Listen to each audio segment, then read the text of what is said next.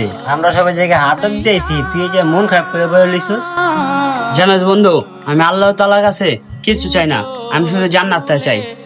তুই জান্নাত চাস, ভালো কথা। তুই শেষ কবি তুই তোর মার পাশে বৈশা কথা বলছিস।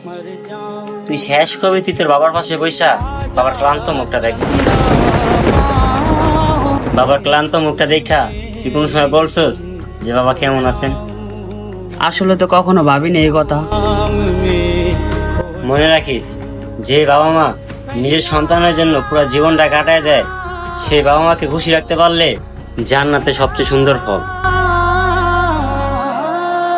অনেক সময় জান্নাতের দরজা খুলে যায় মা বাবার একটু হাসিতে। মানুষ বোঝা বড় দায়। মানুষ জান্নাতের আশায় আল্লাহ তাআলার কাছে কান্নাকাটি করে, এই জান্নাত পাওয়ার আশায় নিজের মা বাবাকেই ভুলে যায়। এই দুনিয়ায় সবই হয়েছে আল্লাহ তাআলার নীলা খেলা। জীবনে যাই করেন না কেন, কোনো সময় মা বাবাকে কষ্ট দিয়ে কোনো কাজ করবেন না।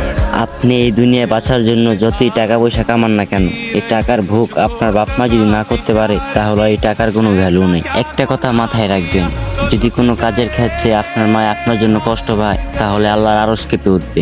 আপনি এই দুনিয়ার জন্য যাই করেন না কেন, আপনার বাপ মার মনে কষ্ট দিয়ে আপনি যদি জান্নাতের আশা করেন, তাহলে তার হবে না। একটা কথা মাথায় রাখবেন, জান্নাতের শেষ চাবি হইছে গিয়া মা। प्यार की ऐसा क्या गुनाह किया तो लुट